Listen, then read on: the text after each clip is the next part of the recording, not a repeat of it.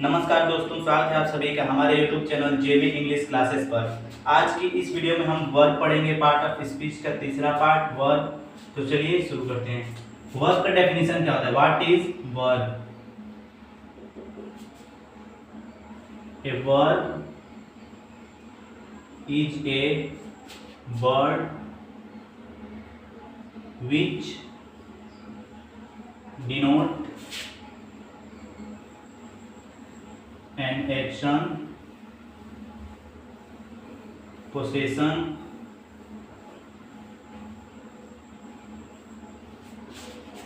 relation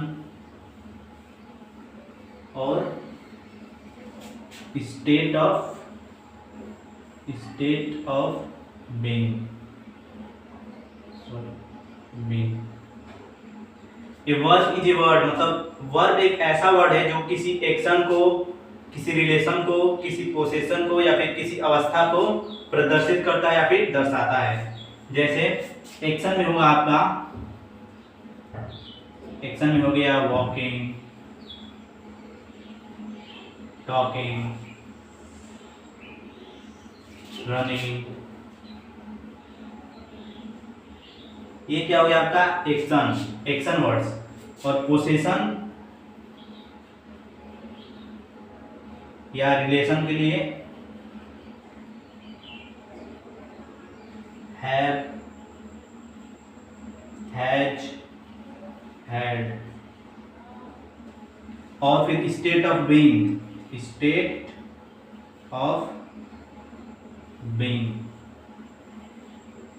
इसमें is, are और was. Action words position और रिलेशन में हैव, हैज और हैड होते हैं। स्टेट ऑफ बीइंग में इज, आर और वाज। तो आपको वर्ब समझ में आ गया वर्ब क्या होता है। अब चलिए और आगे देखते हैं। इंग्लिश वर्ब को दो मतलब पार्ट में क्लासिफाई किया गया है। एक है लेक्सिकल वर्ब और दूसरा होता है ऑक्सिलरी वर्ब। Auxiliary verb. तो लेक्सिकल वर्ब क्या होता है? वो वर्ब जो मतलब इंडिपेंडेंट रूप से जिनका कोई मीनिंग होता है उसको लेक्सिकल वर्ब कहते हैं। जैसे वॉक हो गया, रन हो गया, स्लीप हो गया।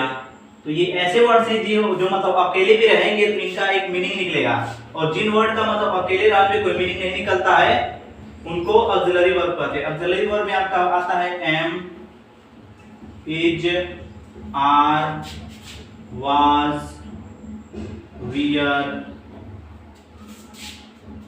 Has, had, have, etc। तो आपको लेक्सिकल और ऑक्सिलरी वर्ब क्लियर हो गया होगा। लेक्सिकल वर्ब वो होते हैं जिनका मतलब इंडिपेंडेंट रूप से कोई मीनिंग होता है, और ऑक्सिलरी वर्ब वो होते हैं जिनका इंडिपेंडेंट रूप से कोई मीनिंग नहीं होता है। जब उनका हम सेंटेंस में यूज करेंगे तभी उनका कोई एक यूनिक मीनिंग निकलता है। तो ये दोनों क्लियर हो गया। आगे देखते हैं। ए वर्ब यूज्ड अलोन और with helping verb is called main verb. मतलब जो वर्ब अकेले या फिर हेल्पिंग वर्ब के साथ यूज किया जाता है उसको मेन वर्ब कहते हैं। और हेल्पिंग वर्ब का होगा helping verb,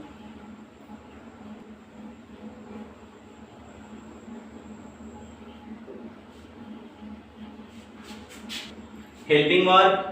A helping verb is a word which help main verb to form tense, voice, mood, etc। मतलब हेल्पिंग वर्ब वो वर्ड होता है जो मेन वर्ब के साथ यूज होकर के कोई टेंस, कोई वॉइस या फिर कोई मूड या फिर कोई भी किसी तरह के फ्रेज या सेंटेंसेस को बनाता है। तो इन दोनों के एक एक एग्जांपल देख लेते हैं। I am boy. तो इसमें एम क्या है? आपका मेन वर्ब है। वैसे इसमें होगा आपका एग्जांपल में आई एम रीडिंग। इसमें रीडिंग क्या है? आपका मेन वर्ब है, और हेल्पिंग वर्ब है एम। एम हो गया आपका हेल्पिंग वर्ब और रीडिंग होगा मेन वर्ब। क्योंकि ये जो है इसको हेल्प कर रहा है, मतलब बता रहा है, मदद कर रहा है इस क्रिया को, ये क्रिया करने में। आप इस चीज को नोट्स में भी डाल सकते हैं कि किसी भी सेंटेंस में अगर दो या दो से अधिक वर्ब है तो लास्ट में जो सबसे वर्ब होगा, सबसे लास्ट में सेंटेंस की जो वर्ब होगा उसको मेन वर्ब कहेंगे और बाकी सब जो है वो सब हेल्पिंग वर्ब होंगे। तो आप इसको नोट्स में डाल सकते हैं। अब देखते हैं ट्रांसिटिव और इंट्रांसिटिव वर्ब। ट्रांसिटिव, सबसे पहले देखते हैं ट्रांसिटिव वर्ब क्या होता है। A verb used with an object is called transitive verb. Transitive verb मतलब जो वर्ब ऑब्जेक्ट के साथ यूज किया जाता है उसको ट्रांसिटिव वर्ब कहते हैं। और इंट्रांसिटिव इसका बिल्कुल ऑपोजिट डेफिनेशन होता है। Intransitive verb, a verb used without an object is called intransitive verb। जो वर्ब बिना ऑब्जेक्ट के यूज किया जाता है उसको इंट्रांसिटिव कहते हैं और जो ऑब्जेक्ट के साथ यूज किया जाता है उसको ट्रांसिटिव वर्ब कहते हैं। एग्जांपल में राम ईट्स मैंगो या फिर आई एम ईटिंग फ्रूट। तो इसमें क्या है, राम सब्जेक्ट हो गया, ईट्स वर्ब हो गया और उसके साथ ये क्या है, मैंगो क्या है, ऑब्जेक्ट है। तो जिसमें ऑब्जेक्ट है उसको ट्रांसिटिव वर्ब कहेंगे और जिसमें ऑब्जेक्ट नहीं होगा उसको इंट्रांसिटिव कहेंगे। एग्जांपल में इसका देख लेते हैं। इसी में से मान लीजिए ऑब्जेक्ट है, इसको हटा देंगे, राम ईट्स। अब ये क्या हो गया, इंट्रांसिटिव वर्ब हो गया, इसमें से ऑब्जेक्ट हट गया। तो वैसे ही आई एम ईटिंग, अब ये क्या हो गया, ये भी इंट्रांसिटिव वर्ब हो गया। तो आपको ये समझ में आ गया होगा ट्रांसिटिव वर्ब और इंट्रांसिटिव वर्ब किसे कहते हैं। अगर आपको क्लियर हो गया हो तो लाइक जरूर करें इस वीडियो को और चैनल पर नए हैं तो चैनल को सब्सक्राइब कर लें। हम आने वाले नेक्स्ट वीडियो में और भी ऐसी इंटरेस्टिंग टॉपिक लेकर के आने वाले हैं। तो इस पे कुछ प्रैक्टिकल क्वेश्चंस को देखते हैं। यहाँ पर मैंने आपके लिए कुछ क्वेश्चंस लिखे हैं, चलिए इसको करते हैं। Pick out transitive and intransitive verb. ये जो सेंटेंस मैंने लिया है इसमें ट्रांसिटिव और इंट्रांसिटिव वर्ब को निकालना है। इसमें क्या है, I go to school every day. इसमें गो क्या है, वर्ब है। ट्रांसिटिव वर्ब है कि इंट्रांसिटिव वर्ब है, कैसे पता चलेगा। I go to school every day, मैं प्रत्येक दिन स्कूल जाता हूं। इसमें ऑब्जेक्ट है कि नहीं है, इसमें ऑब्जेक्ट नहीं है। तो जिसमें ऑब्जेक्ट नहीं होगा वो क्या होगा, intransitive verb. Intransitive verb. They are coming soon, इसमें वर्ब क्या है, कमिंग। सुन मतलब जल्दी, तो ये क्या हो जाएगा आपका, ये भी इंट्रांसिटिव। ये ऑब्जेक्ट सुन ऑब्जेक्ट नहीं है, तो intransitive. He read the book, वह किताब पढ़ता है। तो यहाँ पे बुक क्या है, ऑब्जेक्ट है, रीड क्या है, वर्ब है। तो वर्ब के साथ ऑब्जेक्ट है तो ये क्या होगा, ट्रांसिटिव। ही रीड्स, वह पढ़ता है, ऑब्जेक्ट इसमें है नहीं है, तो क्या होगा, इंट्रांसिटिव।